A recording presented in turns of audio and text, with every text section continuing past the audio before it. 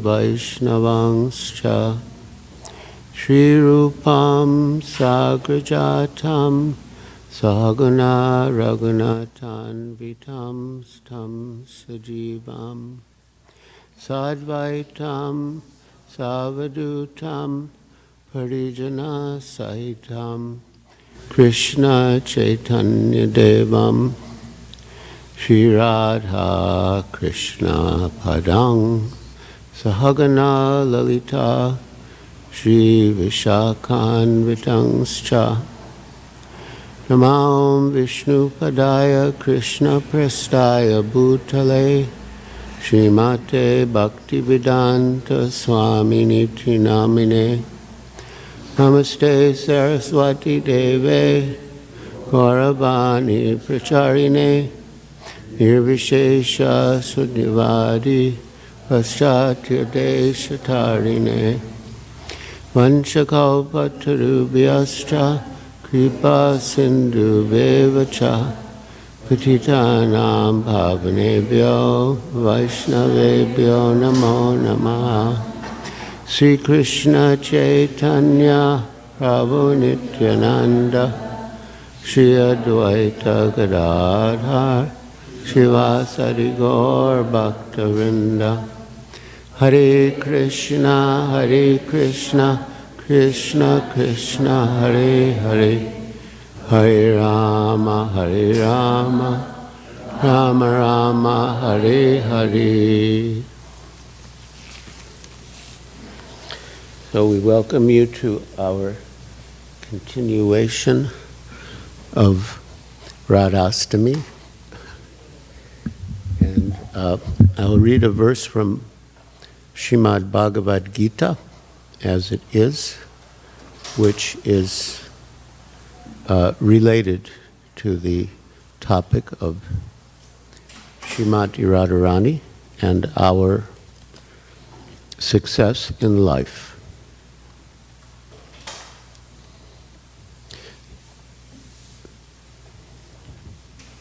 So Bhagavad Gita as it is, chapter 9, the most confidential knowledge, text 13. Om Namo Bhagavate Vasudevaya. Om Namo Bhagavate Vasudevaya. Om Namo Bhagavate Vasudevaya. Om Namo Bhagavate Vasudevaya. Om Namo Bhagavate Vasudevaya. No, I don't know. Please repeat. Maha Atmanaha. Tu Mam Partha Daivim Prakritim Ashrita Bhajanti Ananyamanasa Gyatva Bhuta Adim Avyayam Mahatmanas Mam Partha Daivim Prakriti Ashrita Bhajantyananya Manaso Gyatva Bhutadim Avyayam Mahatmanas Mam Partha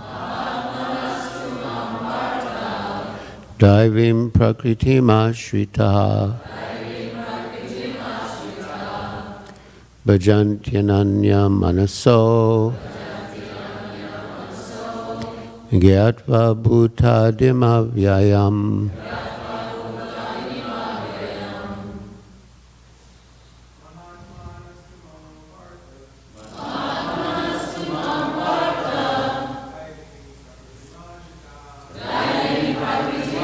Ashrita Antyananya Manaso Bhutadimavyayam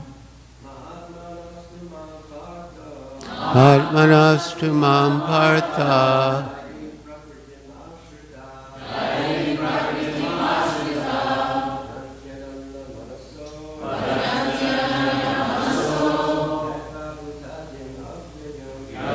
Bhutadimavyayam Manastu Mam Partha Harinkrakatimashitaha Bhajantinanya Manaso Yatva Bhutadimavyayam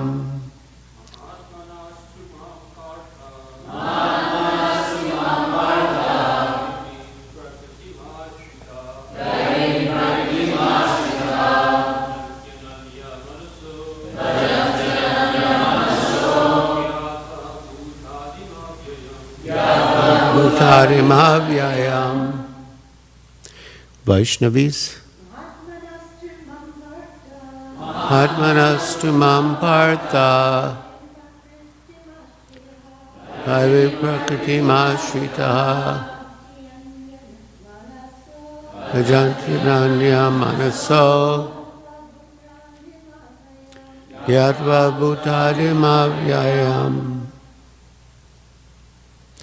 Mahatmanaha,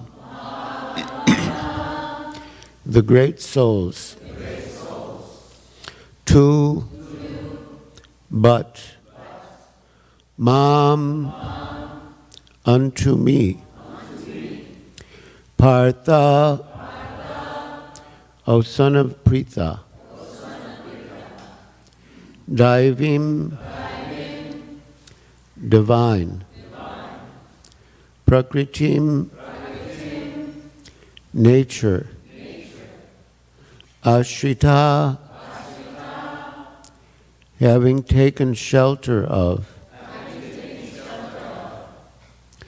Bhajanti, render service, Ananya Manasa,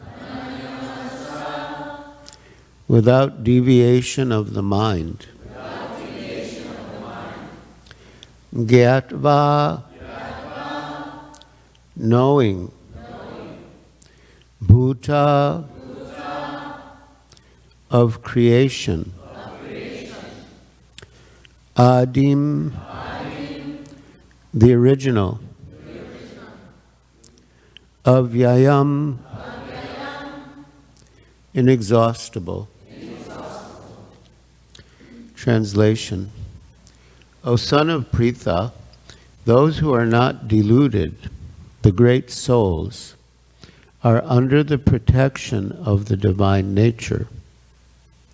They are fully engaged in devotional service because they know me as the Supreme Personality of Godhead, original and inexhaustible. Please repeat. O son of Pritha, those who are not deluded, the great souls, are under the protection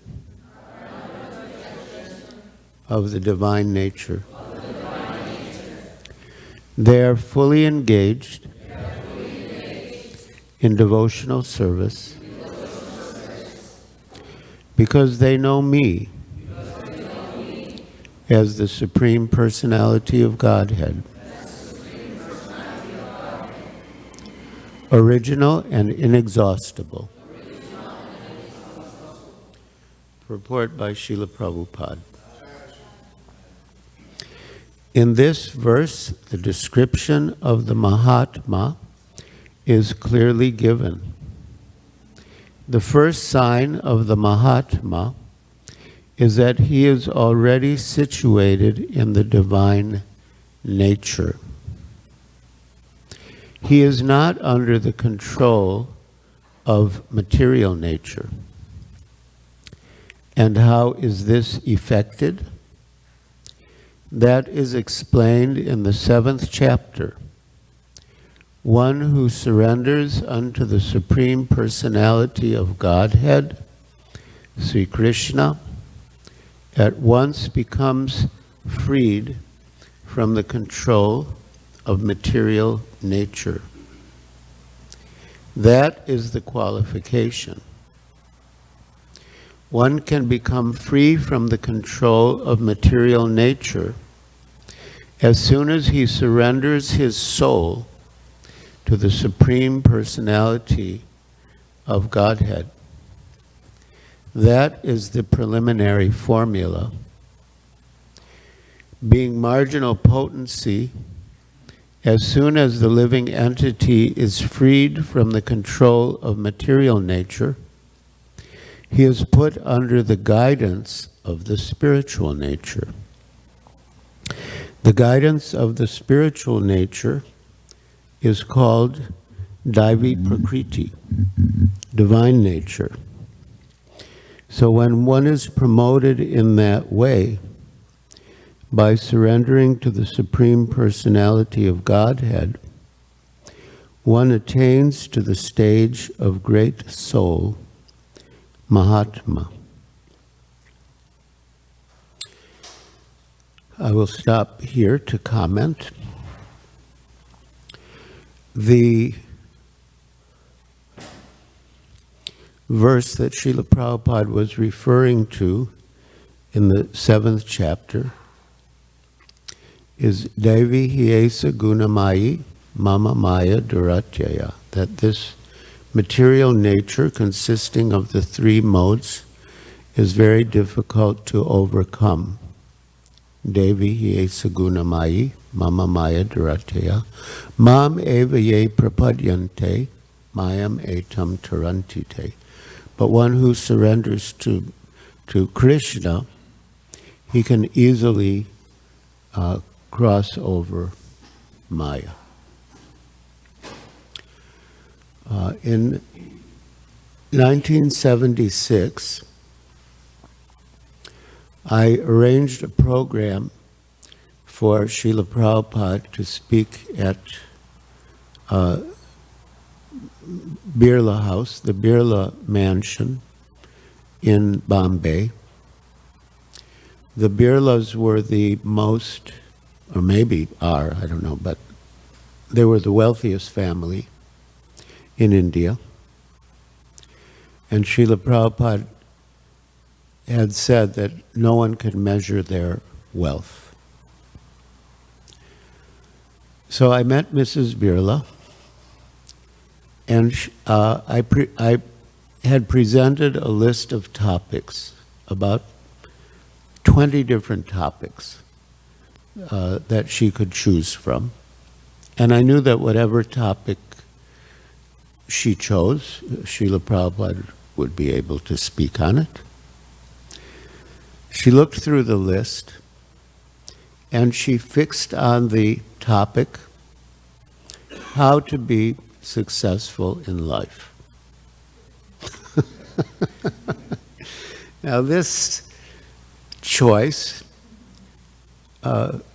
really struck me, because by ordinary material standards, the Birlas and the people who we expected them to invite were already very successful. But still, they weren't satisfied with their success. They wanted to become more successful. So, all right, that was the topic. And the program was held on the lawn of their huge estate. And, you know, so many company presidents came. And when Srila Prabhupada arrived, he found, and this was I guess it was a lapse on our part, he found that there was a very big asan for him to sit on, which was good. But the defect was that the table that had the small Radha Krishna deities was lower than the asan that we had set up for him.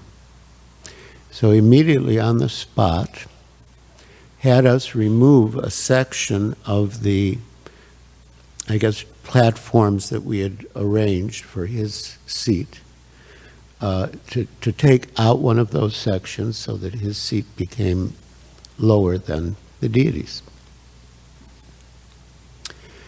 And then he spoke on the topic.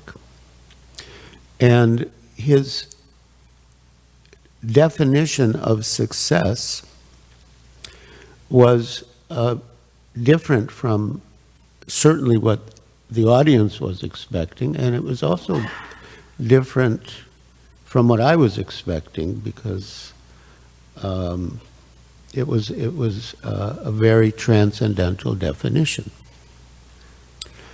He explained that people in the material world are under the control of the material nature, who is represented by Durga Devi.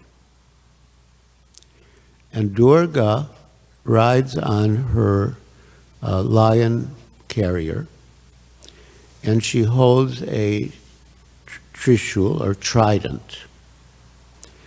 And the three prongs of that trident are the three types of miseries. Adhyatmika, those caused by our minds and bodies. Adibhotika, those caused by other living entities. And Adidaivika, those caused by acts of nature. So she rides on her lion carrier, and she's always piercing the conditioned souls, the demons or the conditioned souls, with these threefold miseries. So success of life means to come out from the control of the material nature and come under the control of the spiritual nature, who is represented by Srimati Radharani. And so that was the basic theme of the talk. And as Srila Prabhupada writes in the purport, that yes, when we come out of the control of the material nature, it's not that we become independent. We are marginal potency, tatasta shakti, which means not that we can become independent, but that we can come under either the material nature or the spiritual nature. And the results of the two choices are very different. Under the control of the material nature, we are always suffering.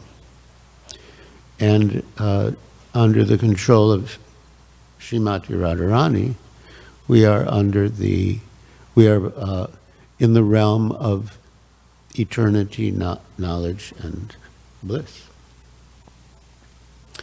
But as we read in last night's purport, and as Srila Prabhupada is explaining here, we don't come under the control of the spiritual nature directly, but we come under the spiritual nature by taking shelter of someone who has taken shelter of the spiritual nature.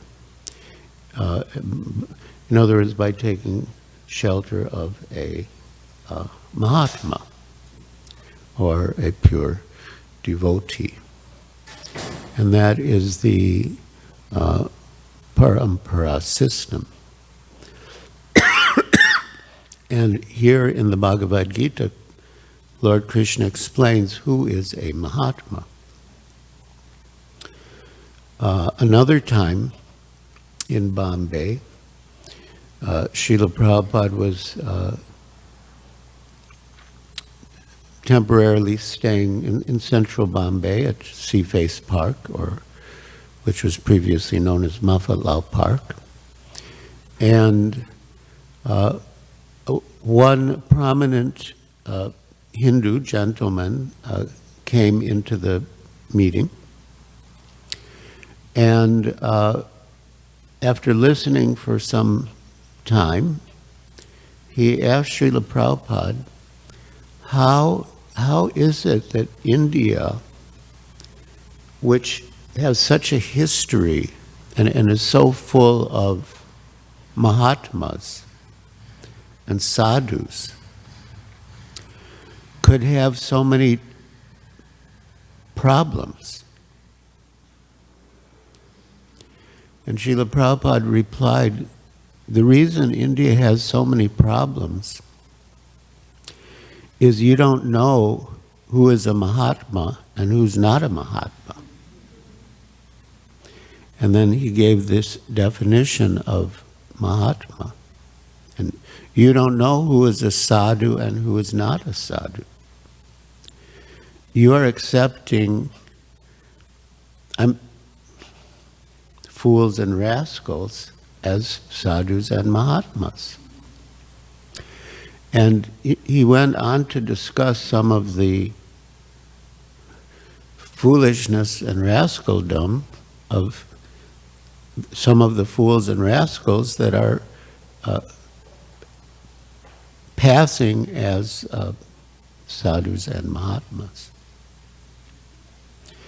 So Prabhupada said, what is your definition? You're saying Mahatma or sadhu, what is your definition? Like if you say rich man, you should have some idea what is a rich man. You know, he'll have a big house, he'll have a nice car, you know. So you're saying sadhu, you're saying Mahatma, what is your definition? What do you know of sadhu or Mahatma? He couldn't answer.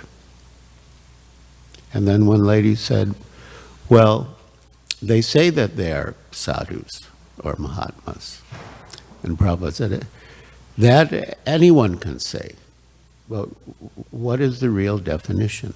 And then he gave this definition, and also sadhu eva samantavya, one who is properly situated in devotional service is a sadhu. And he gave the example of his devotees as Mahatmas and sadhus. So, but actually, if we do take shelter of a true Mahatma, of a pure devotee, then we won't fall down, as even that prominent Hindu man was saying India had fallen down. We won't fall down, but we will be elevated to the spiritual realm. Now, one of the primary characteristics of any pure devotee is that they have no desire other than to please Krishna.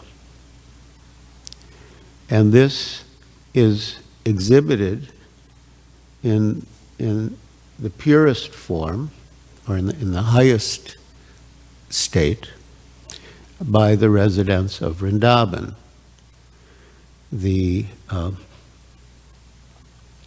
Which leads me to the second paragraph of the purport. The Mahatma does not divert his attention to anything outside Krishna, because he knows perfectly well that Krishna is the original Supreme Person, the cause of all causes. There is no doubt about it. Such a Mahatma, or great soul, develops through association with other Mahatmas, pure devotees. Pure devotees are not even attracted by Krishna's other features, such as the four-armed Mahavishnu. They are simply attracted by the two-armed form of Krishna. They are not attracted to other features of Krishna, nor are they concerned with any form of a demigod or of a human being. They meditate only upon Krishna in Krishna consciousness. They are always engaged in the unswerving service of the Lord in Krishna consciousness. So this second paragraph is an elaboration of the compound word ananya manasa, without deviation of the mind. And as we experience, our minds can be deviated by many things which are not Krishna. But on the higher level, a pure devotee of Krishna, his mind or her mind is not deviated even to any other form of Krishna, but only the original Krishna in Vrindavan. So the pure love exhibited by pure devotees finds its highest expression in Vrindavan. And in Vrindavan, among the gopis, and among the gopis in Srimati Radharani. And the mood of all the residents of Vrindavan, and especially the gopis, is that they were ready to sacrifice anything to please Krishna, to satisfy Krishna. And Srila Prabhupada said that the way to develop the love of the gopis for Krishna is to spread Krishna consciousness all over the world. What is the connection? The connection is that spreading Krishna consciousness gives, in the material world, gives the greatest pleasure to Krishna. And also, it involves a lot of sacrifice, a lot of dealing with opposing elements, a lot of austerities. But devotees do that to spread Krishna consciousness, to distribute books, distribute the holy name, distribute prasad even.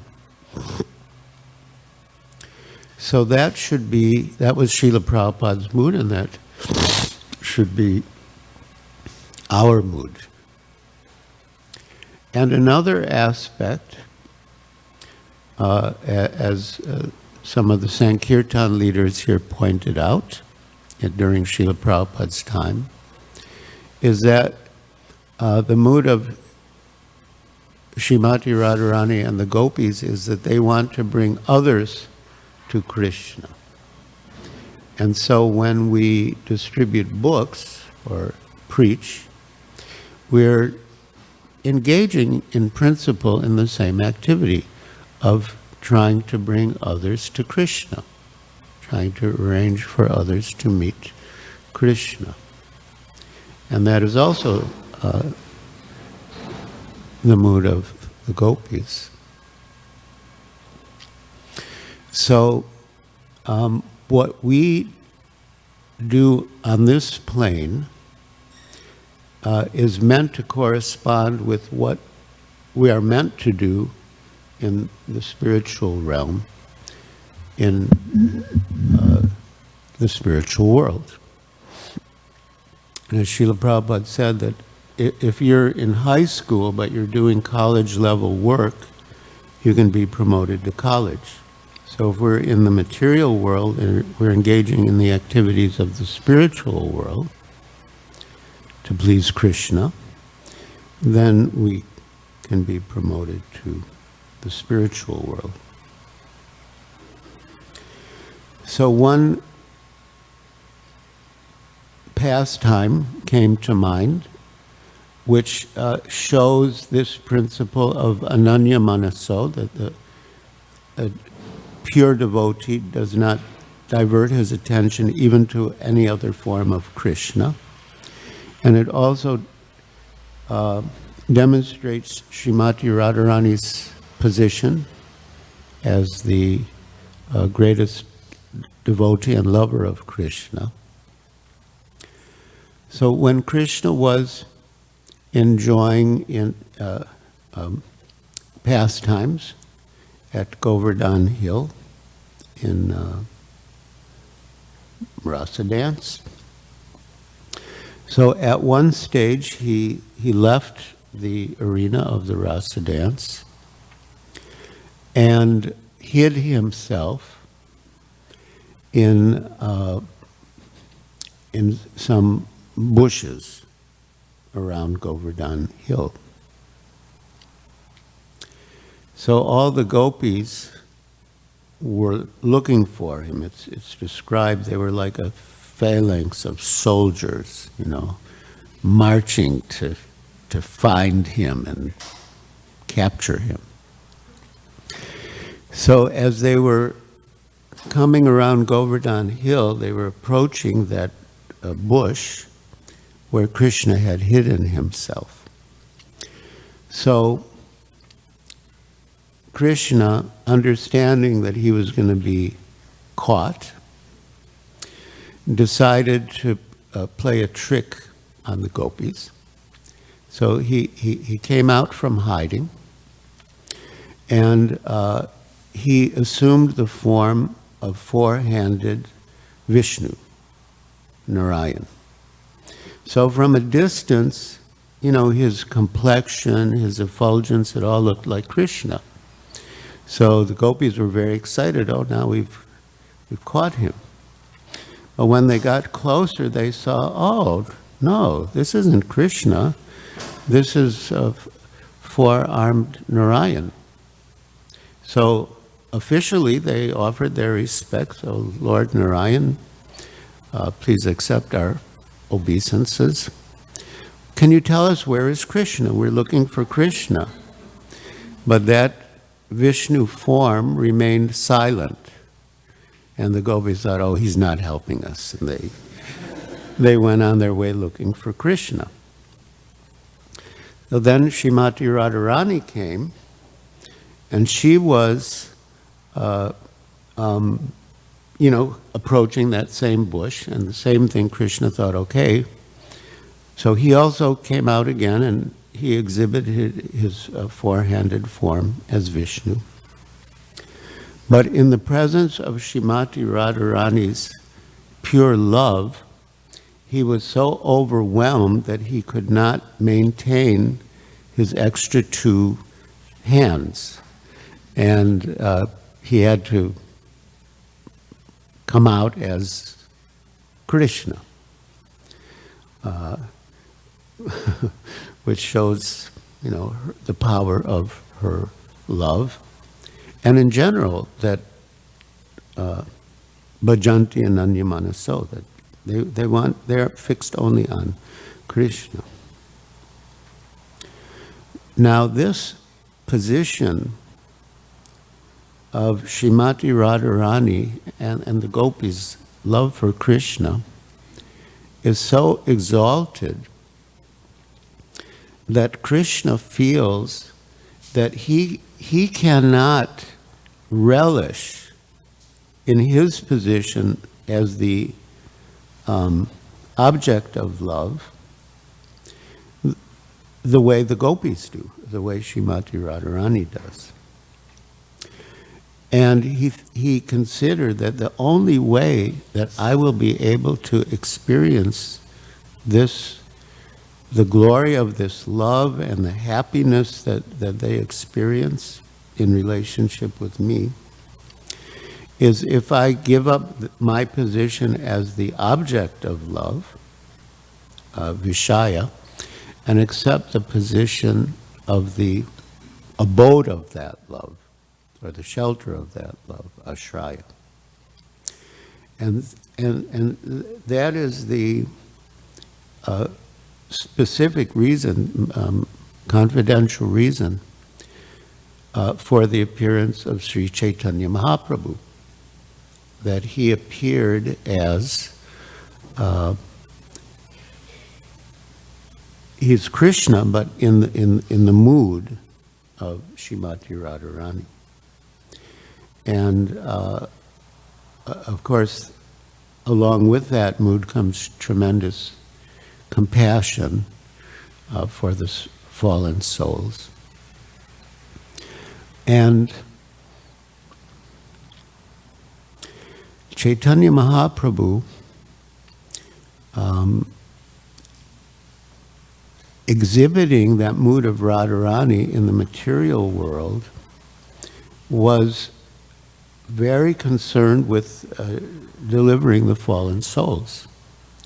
And that's another type of evidence in support of Srila Prabhupada's statement that the way to develop the love of the gopis for Krishna is to spread Krishna consciousness all over the world.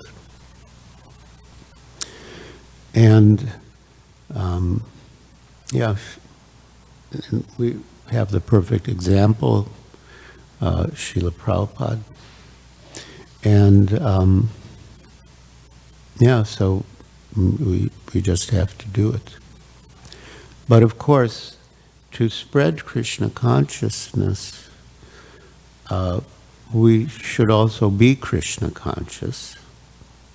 Srila Prabhupada said that, well, two things. One, he said that that distributing my books will keep them happy, referring to the devotees, and reading my books will keep them, means keep them in Krishna consciousness. And also that, my books are not just for distributing, they're also for reading. So this is a very important part of spreading Krishna consciousness, is being Krishna conscious. And devotees like Vaisheshika Prabhu have devised many wonderful ways to encourage devotees to read Srila Prabhupada's books. There's one program called CHAD, C-H-A-D, which refers to chapter a day, C-H-A-D. And in the CHAD program, one recites a chapter of the Bhagavad Gita every day. And it can be either the Sanskrit of the verses or the translation of the verses. Or if you want, both. But the basic requirement is one chapter a day, either English or Sanskrit. And as an exercise, well, I won't do it here, but he would have devotees recite a chapter and time it. And that came to something like 7.5 minutes. So 24 hours a day, what percent of 24 hours a day is 7.5 minutes? I think it came out to 0.5%. In other words, not much. And 7.5 minutes, I mean, 7.5 minutes with the internet, Facebook, nothing against Facebook, and, you know, so many other diversions is nothing. I mean, we could easily carve out that 7.5 minutes. So there's that program. And then there's another program, Become a Sage, page by page. Another very wonderful program. And in this program, the idea is to read a certain number of pages per day. And he has broken up different books of Srila Prabhupada's, such as the Bhagavad Gita or Srimad Bhagavatam, that how many pages you have to read a day to complete it in a year or 5 years, you know, according to what you can manage. For example, Srimad Bhagavatam, to complete Srimad Bhagavatam in a year, you have to read 41 pages a day. And there's no requirement that you have to read out loud. It's not like a chapter a day. But so devotees do that, you know. And His Holiness Keshava Bharati Das Goswami, he on his own has taken to the practice of reading it out loud. And he's done so, he started to do so in a place where others can come. He did it in Dallas when I was there. And he didn't advertise it as such, but, you know, maybe 2 or 3 people would come and listen. And then the news spread, and like 6 or 8, you know, 10 or 12, and by the end there were like 18, 20 people coming. And that association with Srila Prabhupada is so powerful. I mean, it's just amazing. I mean, I attended myself. It's just extremely potent associating with Srila Prabhupada like that. And then consistently every night. And that would take reading out loud, I think it was maybe an hour and a half. Of course, if you read to yourself, it's faster, but this was it was like a shared experience. And then, you know, have some discussion. And then he started to serve like light prasad, maybe like, you know, milk and cookies or something. He didn't want it too elaborate because then the mood changes, which doesn't mean it changes to a bad mood, it's just a different mood. But he wanted to keep the mood more focused on, you know, Prabhupada's books, and the discussion of Prabhupada's books would continue. So, yeah, these books are very important. I mean, it was one of, well, in a way, maybe, well, it's like we discussed yesterday, every deity was the most beautiful, and so like every project was the most important, but certainly in one sense his translating of books was a very important project for him. But as one devotee pointed out recently, although translating his books was so important to him, and he repeatedly asked to be relieved of management, of problems, so he could write his books. But the fact is that he took a lot of time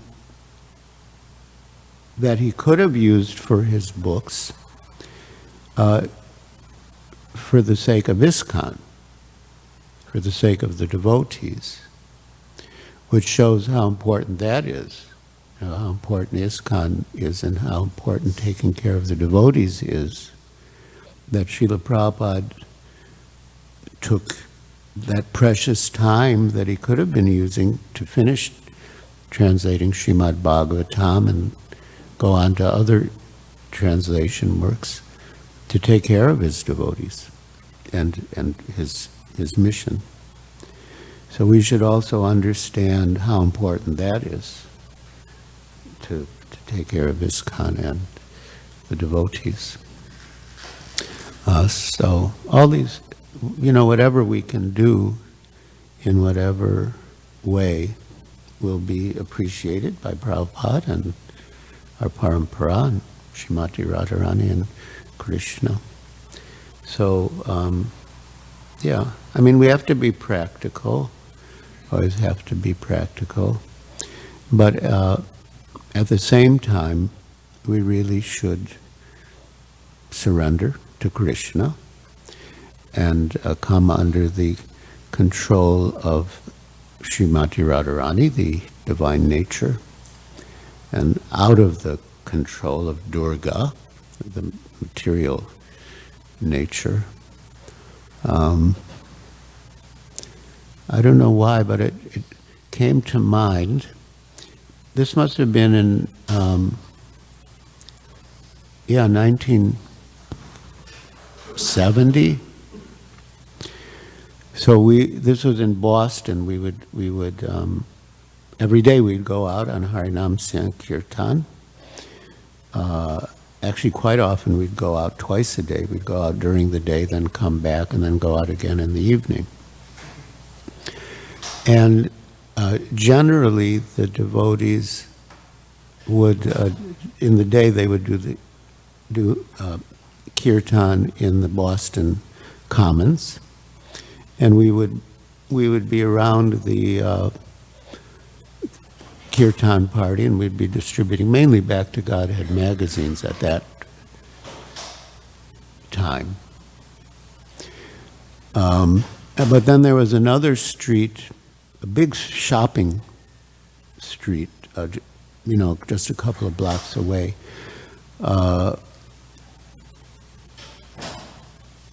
Jadharani Dasi used to go there. She would do huge. But personally, I didn't like to be away from the kirtan party. I felt I needed that support and hear the holy name and have the devotees there. But one day, I don't know how it happened. So I was walking along that shopping street, and some man, and at the time it didn't strike me. I'm thinking in retrospect, maybe he was drunk. But I don't know. I mean, it was in the morning. But so he saw me, and he went like this, like bowing down, like imitation bowing down, like a false bowing, like Mahatma. So Srila Prabhupada said that that if someone just appreciates devotees, they make advancement. He said if someone's looking out their window and they see some devotees on the street and they think, oh, those people look nice, they make advancement. So whatever we can do, of course when we preach, we sometimes have to speak the truth that people might not immediately appreciate. But in general, by our behavior, we should act in such a way that people appreciate us. And just by appreciating us, they make advancement. They make advancement. So it's actually quite easy. I mean, just, be nice to people, kind, considerate, generous. they like you, they make advancement, and then it will become easier for them to take the next step. Right, thank you very much. Hare Krishna. Are there any questions or comments?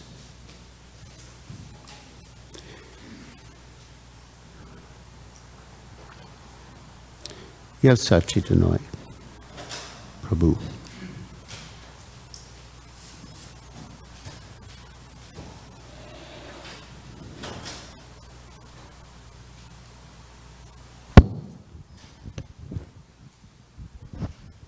Thank you, Maharaj. This is a comment that leads to a question. Yesterday you were answering a question from, you gave a response to a question by Brigupati Prabhu asking that, who's the best devotee? Yeah. And then it leads to, everybody's best. Then you gave the example of Prabhupada going to different temples and saying, this is the best, this is the most beautiful, expertly encouraging devotees. So, similarly, in different projects that we have in ISKCON, some projects are a little bit more emphasis given to than other ones. And we also understand that in devotional service, there's no such a thing as higher or lower. In the eyes of Krishna, is the consciousness that you have. It could be any service. That's true. So then, in my personal opinion, I was sometimes dealing with it, just playing with my mind. I've been doing book distribution for 37 years, and I have not been involved so much in deity worship. But when I read the Nectar of Devotion, and I see the 64 qualities, most of them are Pujari service. Dressing, cooking, and feeding Krishna, touching Krishna, so sweet. And this is the gopis mood. And I'm thinking, book distribution is not going to be in the spiritual world, because everybody's a devotee. And then I'm thinking, okay, let me see. And then one time I heard there's a lecture, there's a Prabhupada's memories.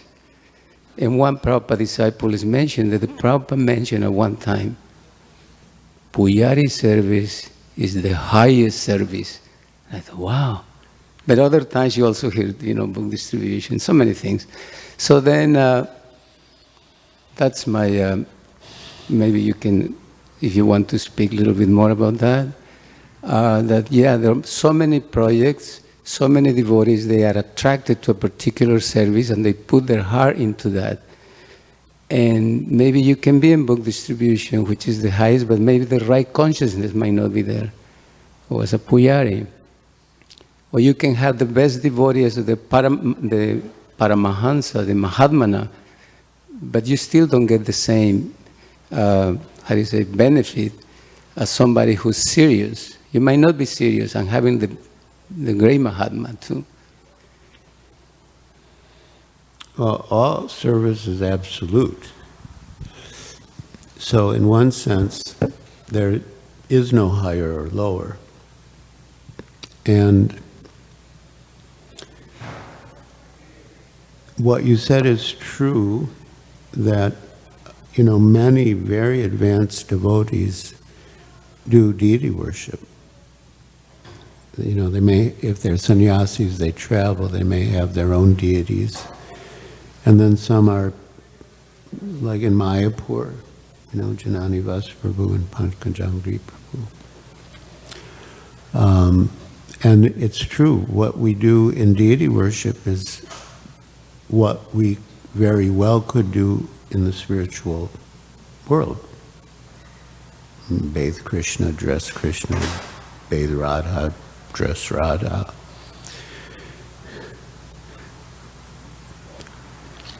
But these devotees I'm referring to, of course, Janani Vas and Pankajangri are in a little different category, but these other sannyasis who are very absorbed in deity worship, they're also very active in preaching. I'm thinking of His Holiness Shivaram Swami or Indradumya Swami, Bhakti Bringa Govinda Swami. They do very nice deity worship. They're also very involved in the mission.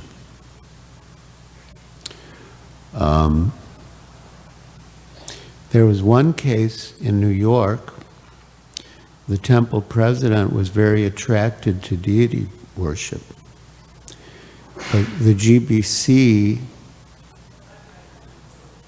Tamal Krishna Goswami, felt that he could use his time better in other areas. And so he told Srila Prabhupada, and Srila Prabhupada told the temple president that he should give up that deity service. So, yeah, I mean, each case is individual. And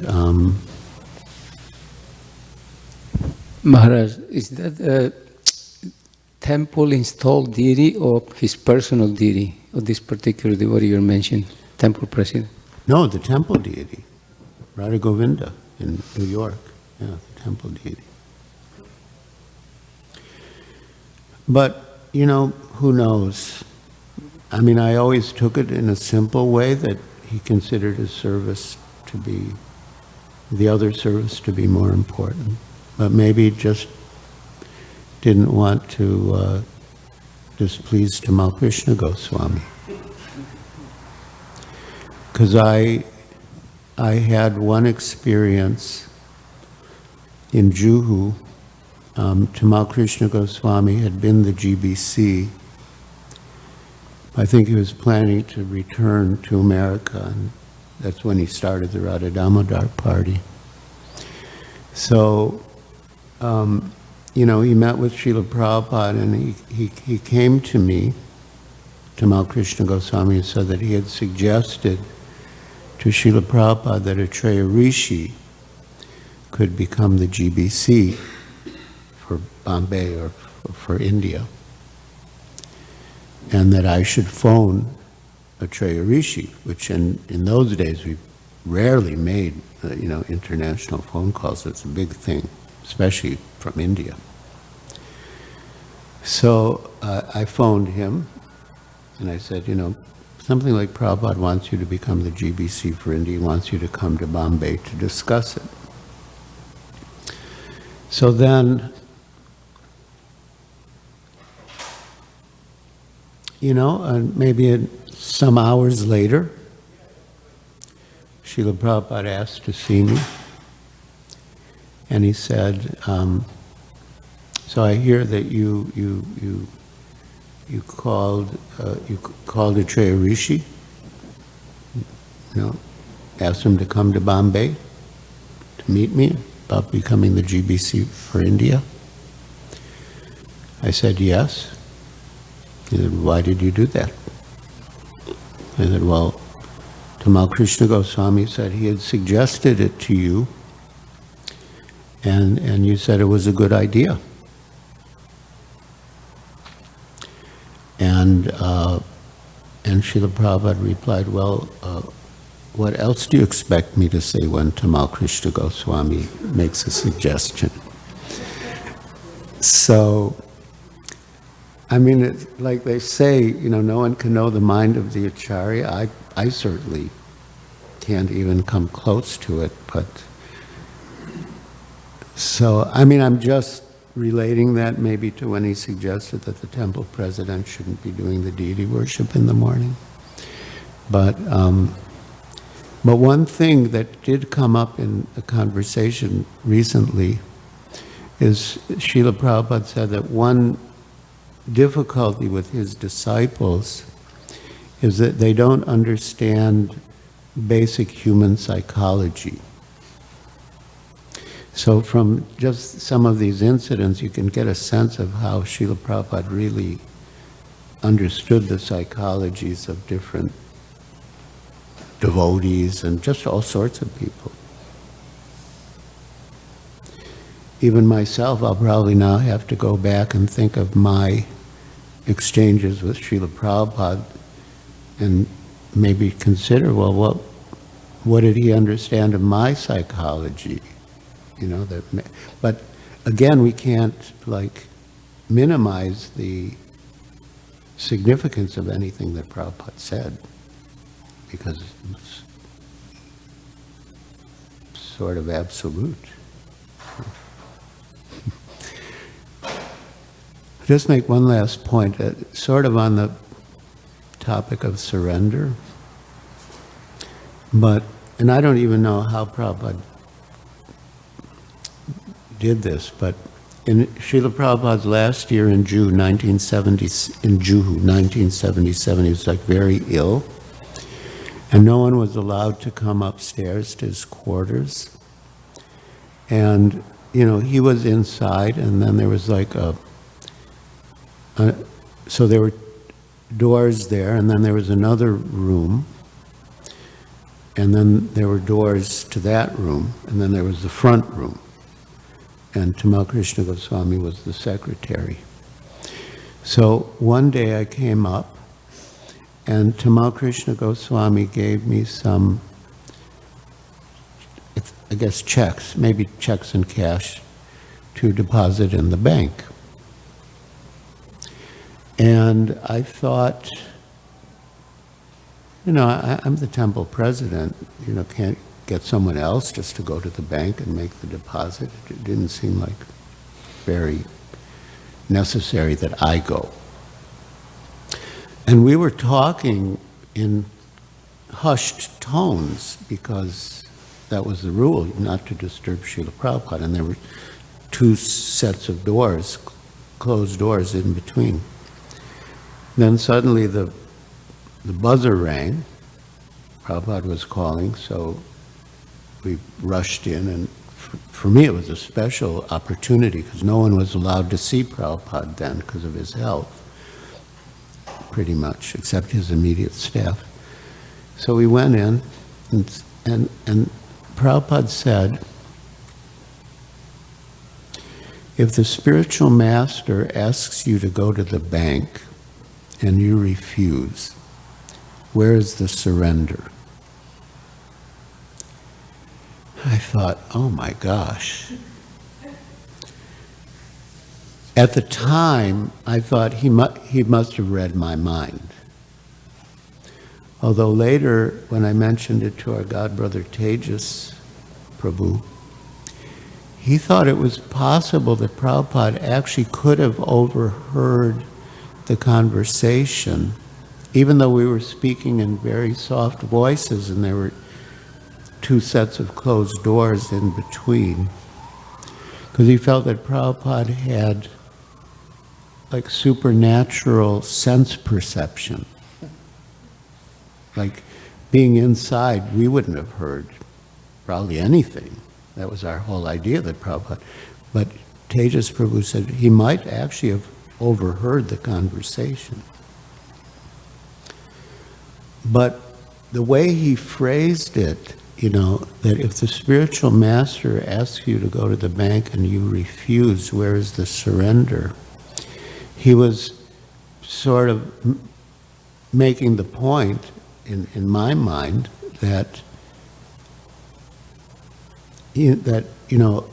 I should have maybe seen Tamal Krishna Goswami as his representative. I mean, he was GBC and also Prabhupada's personal secretary. But yeah, sort of like not to just see each other as people who we know each other to be, but to see them, you know, as representatives of Prabhupada or Gaur-Nitai, and take their requests seriously. So, yeah, I don't know.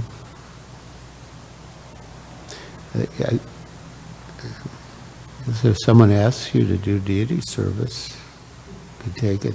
You know? Someone asks you to distribute books. Someone asks you to go on Harinam. Yes, sir. Is it okay to think in this way that Krishna, is it okay to think in this way, that like Krishna is our mother and father? So if and all the living entities are his children, so if for some mother, one children is lost, and if another person able to bring back that child to that mother, she would be extremely happy with that person. If so, when we distribute books or tell somebody, we are bringing that person to her father, mother, so they would be extremely, that there will be nothing else with which they will be more happy. You are absolutely right. Absolutely. I mean, Srila Prabhupada said that. It's, that the child might run away from home. He might forget the father and mother, but the parents never forget the child. And there's nothing that you can do that would please the parents more than to bring back their lost child. And not only that, but it's the best thing you can do for that child who ran away, because then all of his problems are also solved. It's perfect. All right, thank you very much. Srila Prabhupada ki jai. Gaur Bhaktivinoda ki jai.